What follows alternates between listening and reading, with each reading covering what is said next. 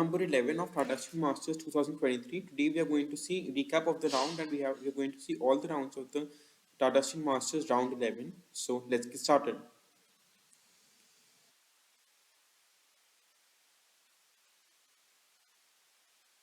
So first of all, we're going to see the game Anish Giri versus Abdusottorov-Nodirbek from Tata Steel Masters. Anish was a half point behind Abdusottorov. I had thought that Abdusottorov would try to be solid, whereas Anish would try to be active. He has played d4 more or less throughout the tournament. In this tournament, he's played some 1e4, but mostly he stuck to d4. So I expected that. And Abdusottorov with his first surprise plays d cross c4, the QGA.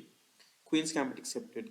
Earlier in the tournament, he has played e6, knight f3, knight f6, knight c3, c5, and he has played some other openings as well. So I expected him to go for something sharper and not play the QGA. However, he goes for it. Anish plays e4. I thought Anish may even play knight f3, knight f6, e3, e6, bishop c4, c5, castles.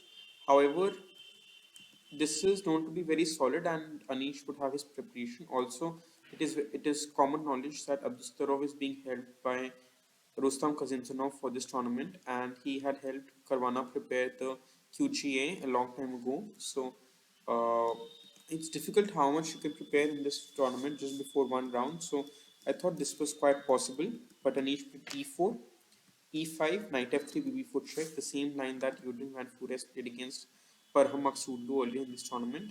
Bishop d2, bishop d2, queen d2, ed4. Now queen d4, knight d4, a6 was the game. Gukesh versus Mamadhyarov from the Olympia 2022, while Anish chooses knight d4, knight f6, knight c3, queen e7. Here usually they used to play castles here, and then long castles and the game goes on, but play without playing queen e7. However, Abdusottorov plays e cross d4, Anish responds with knight cross d4, knight f6, knight c3, and now he plays queen e7. So Anish goes for castles. Now at a lower depth, the engine is suggesting f4, but after bishop g4, black is doing quite fine. So Anish plays f3, protecting this pawn chain, and usually if Anish gets this pawn back without many concessions, he should be doing okay. But Abdusottorov plays c5. Now knight db5, there is a6, queen d6, and white can have some edge, but for the most part it's equal. So Anish goes for knight c2. What he said in his post-match conference was very interesting, that after knight c3 castles, long castles c5, knight c2 is very interesting. So he confused that with this queen e7 move order, and after this, black was doing very well. Abdusottorov could have played bishop e6 and he would have been on the better side of the draw, according to Anish. And he has a very comfortable position, but he was fine with getting around equality, and that's why he played the QGA at first place. And hence he plays knight c6, bishop into c4, bishop e6, trying to consolidate the d5 square. Something that we must notice also is that the d5 square is strategically important. Now, what are strategically important squares? Strategically important squares basically are squares that if you control properly, then your position will be good. For example, if in this position, how to determine there is a strategically important square is just imagine what square you control and your position will be good. And in this, for black, the d file is very important, and the d4 and d5 squares are important. If he gets the rook towards the d file, his position will be very good. So that's how we determine strategically important squares. So Anish takes on e6 and Abdusottorov takes with the f pawn, opening the f rook. Also, queen e6 is possible, but then knight d5, and there are some kind of uh, annoyances. And for example, if white is setting knight c7 here, and if rook c8, then queen c3, ideal take on f6. Black should probably still be doing fine, but Abdusottorov goes for fe6. This isolates this pawn, but white doesn't have much, and it also controls the d5 square, and it makes the c3 knight kind of difficult to find outposts for. So Anish goes for queen d6, rook a d8, queen e7, knight e7, rook d8, rook d8, rook d1, trying to exchange the rooks, and Anish tries to go for some technically good positions. Now he plays b4, c cross b4, knight b4, e5. e5 I was very unsure of because I thought that Abdusottorov could just play ng6 and this knight is doing very well controlling these d5 and f5 squares. I was very unsure of e5, but after knight e3, king e6, king c2, knight d7, king c3, trying to get the king up, knight c5, king c4, knight a4, knight d3, knight b6 check, knight d7 preventing knight c5, and if white goes knight c5, which Anish does, then they just trade and they play g5. I mean Abdusottorov plays g5, preventing white from gaining space with h4, h5, and after g3, I did to go h4. He just Anish just offered a draw, which Abdusottorov took. It's a bit difficult to say how they have agreed to a draw because 30 sec. It's not there's not 30 move rule, but okay, the arbiter probably allowed that and they took the draw. So it's an interesting game and a lot to learn from. First of all, this opening trend is getting very popular in white. D cross c4, e4, e5, knight f3, and bishop d4 check. Just a moment.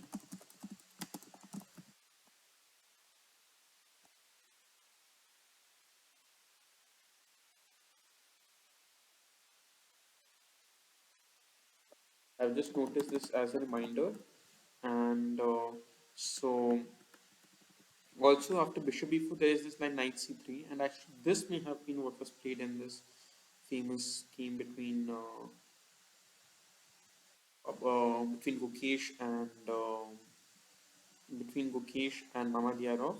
So this was also very interesting, and yeah, so this game ended in a draw.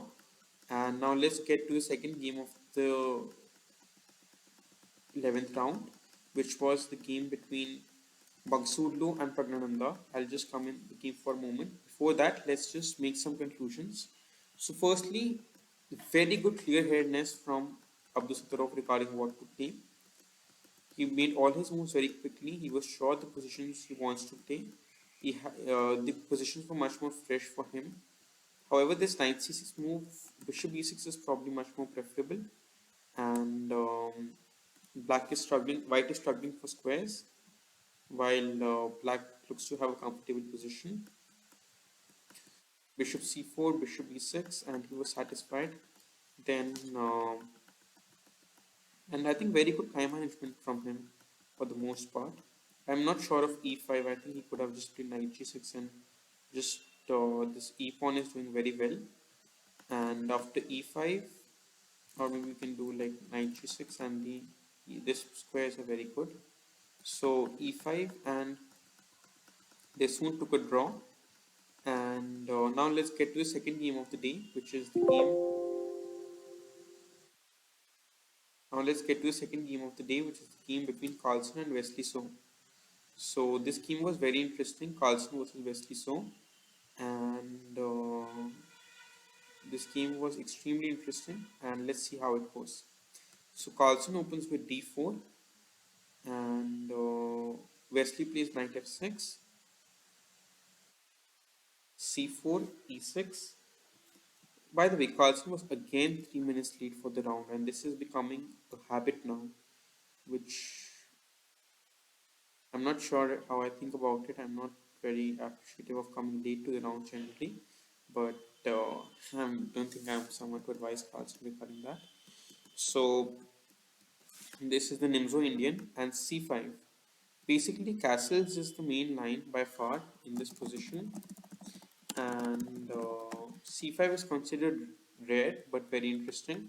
Also, I have noticed a tendency of Wesley to play some openings which are not the main lines recently within the Nimzo Indian. For example, he played bishop c3, bc3 castles against, or bc3, bc3, d6 against Ray Robson in the US Championships. So this could be an emerging trend. c5, knight g2, d5, trying to attack in the center and equalize concretely. a3, bishop c3, knight c3, takes on d4, ed4, dc4, bishop c4, knight c6, bishop b3, castles, castles b6 to take control over the central squares. d5, queen f3 is the main line as Wesley told after the post-match conference, and he was prepared for it. But Carlsen surprised with d5, e cross g5, knight cross g5, bishop e6, trying to equalize concretely. And if bishop g5 here, he will still play bishop into d5. After bishop f6, queen f6, and rook d8 or rook f d8, black is doing very well here. So Carlsen goes to knight f6, queen f6, bishop e6, queen e6, rook c1, rook a c8, queen a4, knight a5, idea of queen b3 ideas, queen b3 followed by knight c4, so queen f4, and I think Wesley could have maybe played queen b3 to get some knight c4, but he decided not to go for it. Instead, he went for simplifications with rook into c1, rook into c1, rook c8, and rook into c8, queen into c8. Now, it's known very much in the olden books that knight and queen are more effective than queen and bishop. However, it's also known that a bishop can often outmaneuver and outlast the knight in an endgame with pawns on both sides of the board. On the king side, which is this side of the board, and on the queen side, which is this side of the board. The queen side, and this is the king side. And there are pawns on both sides of the board. White has these 5 pawns, whereas black has these 5 pawns. So Carlsen just plays h3, clearing off the back rank, and knight c6 by Wesley, a4. And Carlsen said that there was a very famous scheme which he was following and trying to remember, which was wherein they had the same pawn structure but with the pawn on b7 instead of b6, and he had seen a very good game here. So I would paste the link of the game in the description below. So Carlsen just began to improve his king and improves his position very slightly. Queen e7, queen f3, preventing the exchange. Queen e8, b3.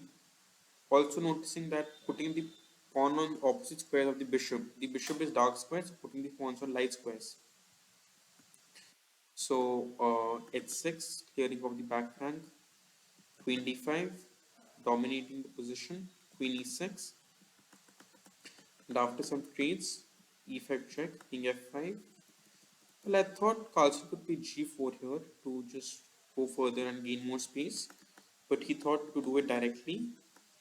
And h5, now g4 is difficult to achieve as it would trade more pawns. And Wesley is playing a6 to play b5 and consolidate the position. And it's a very well known thing that if in endgames you are struggling, then you should try to exchange more pawns, which Wesley tries to do. And after f3 b5, he exchanges one pair of pawns. Carlsen denies that. Very good thinking. He does not want to exchange more pawns. After ab5, then this is a tailor-made draw. Because Carlsen is Wesley set in b5, and after b4, the pawn is on the dark square. So, which is the same square of the color of the bishop. So, Wesley goes for g3, b4, bishop b1, knight d4, idea attacking b3, bishop b4, knight b3, knight d4, knight b3 again, idea to attack e5, and after bishop into e5 to play knight into a5. So bishop b4, also bishop into e5, there is knight e2 check also, which is also interesting. And now it seems that only black can play for the win after king d3, knight into f3. So instead of that, Carlsen played bishop b4, knight d4, and after bishop c3, knight b3, they could have repeated. Carlsen went for g4, Wesley plays knight e2, bishop d2, knight g1, trying to provoke the pawn, h4, knight e2, bishop e1, knight c1, g into h5, g into h5, bishop c3, knight b3, f4, knight c5 check, king e3, knight d7, protecting this pawn, and they quickly shook hands, and they took a draw in this position. Why did they take a draw? So Carlsen could have firstly just played bishop e1, but the point is that if, for example, in this position, Let's say white gets whatever he wants. He gets the pawn also, the a pawn also. What happens in this position is that there is no way for white to make progress, and this is a stalemate because there is no way for the black king to move any further. If he plays, he can't play on e7 because the bishop controls the square. Can't move on b8 because the king controls the square, and hence it's stalemate. If you play bishop g3 here, then this is a stalemate because the king can't move again. It can't move to b8. It can't move on a7. So this is a well-known theoretical drawn position. After this, instead, they play. Carlsen just took a draw very quickly and they traded all the pieces. So solid draw for Wesley, and both Wesley and Carlsen are 1 point off the lead with 2 rounds to go. Let's see the third game of the day, and the game is between Aronian and Fabiano Caruana. So Aronian played c4, which I was quite surprised by, as I thought he will play e4, which he has played a lot of times in this tournament, or he'll play d4, but he plays c4. Fabiano went for c5. I thought Fabiano is known to play e5, but recently he has been playing c5 quite a lot, especially in the US Championships. In g3, and here b6 is known to go to hedgehog positions, but instead Fabiano played d5, cd5, ed5, d4, knight c6, which is the Dubov-Tarrasch variation. Actually, bishop g2, cd4, knight d4, bishop c5 is Dubov-Tarrasch because bishop e7 can still continue and be the normal Tarrasch here. So yeah, so instead Fabiano goes cd4, knight d4, bishop c5, knight b3, bishop b6, and here there are some trends with knight a4 here, which is very interesting, and it's playable, but black is known to be fine. Castles, and they play on. So Castles plays Aronian, and Fabiano plays d4, knight e4, Castles, bishop g5, which is the main line, h6, bishop f6, queen f6, knight b6, a b6, bishop c6, b6, queen d4. There are some lines with queen d8, which was played by Dubov against Carlsen earlier, but Fabiano goes for rook d8, and after rook d8, they play queen f6, gf6, rook fc1, bishop e6.